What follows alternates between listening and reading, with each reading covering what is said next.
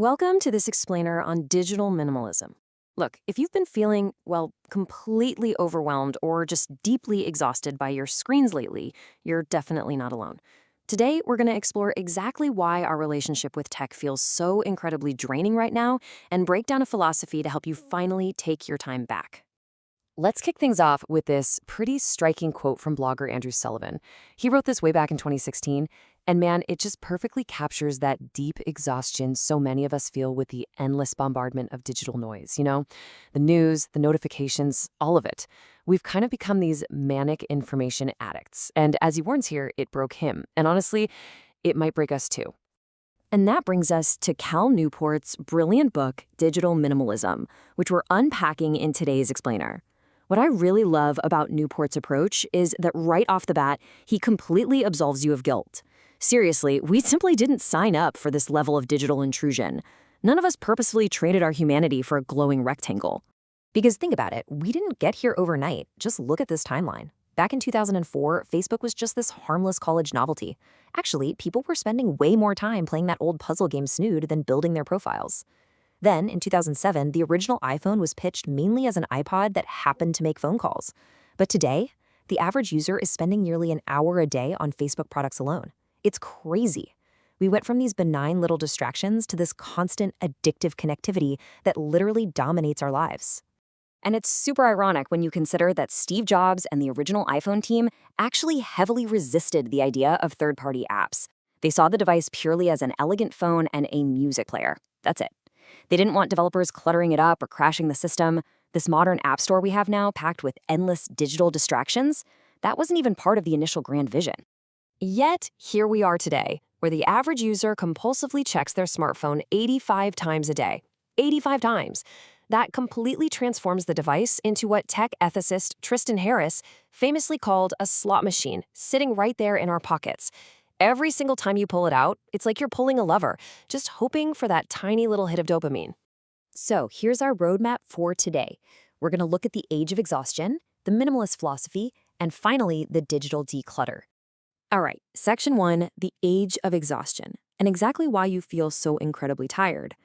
So why are our modern tech habits so draining? Well, it's really this overwhelming collection of unintended consequences. I mean, we all know that unrelenting urge to check our screens, right?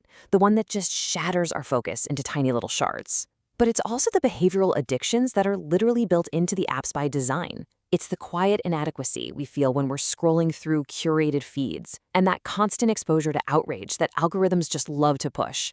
Put it all together, and we're looking at a severe loss of personal autonomy. Which brings us to a pretty harsh realization.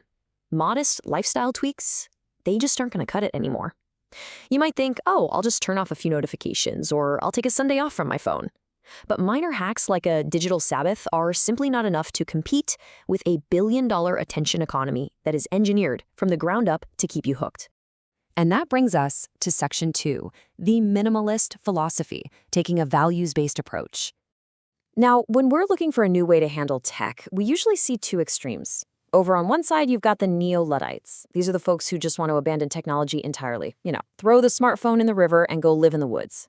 Then, on the flip side, you have the quantified self-enthusiasts who want to meticulously track and integrate digital devices into absolutely every single aspect of their existence. But thankfully, we don't have to choose either of those. There is a powerful, intentional middle ground. And that middle ground is digital minimalism.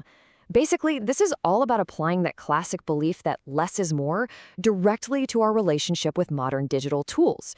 It's an approach where you ruthlessly prioritize intentional, high-value activities over that mindless, accidental scrolling that just eats up our day. Ultimately, it puts your values in charge of your tech, not the other way around. Okay, so how do we actually make this happen and break the cycle? Let's get into section 3, the digital declutter, and how to hit the reset button. To really hit that reset button, we need an aggressive 3-step action plan. Step 1, you step away from all optional online activities for 30 full days. Cold turkey. Step 2, you use that newfound free time to rediscover deeply satisfying analog activities. And then finally, step 3, you carefully, and I mean very intentionally, add back only a small number of high-value digital tools. It's a complete detox designed to take you from a frazzled maximalist to a totally intentional minimalist. Now, during those 30 days, you aren't just, holding your breath and staring at a blank wall. You are actively weaning yourself off digital addiction by replacing screen time with high quality analog leisure. It gives you the space to figure out what you actually value. You take long walks. You literally just stare at the clouds. You have real face to face conversations with friends. You read physical books instead of just refreshing a feed. Basically, you are rewiring your brain to enjoy real life again. And here's something that might sound a bit counterintuitive at first. Your relationships will actually strengthen if you stop clicking like. Seriously.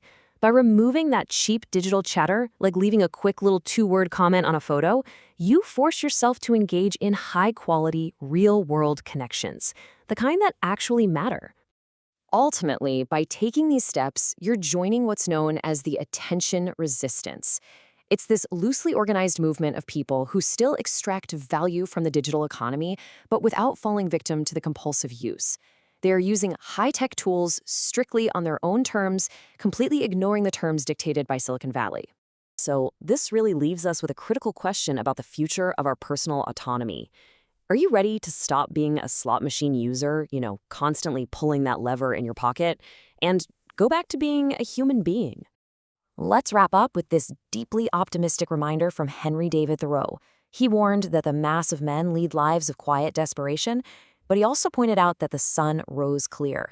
And it's true, we absolutely still have the choice to reclaim our attention, shed those digital addictions, and lead a deeply satisfying life. It is literally never too late to take back control. So what are you going to do with your uninterrupted time today?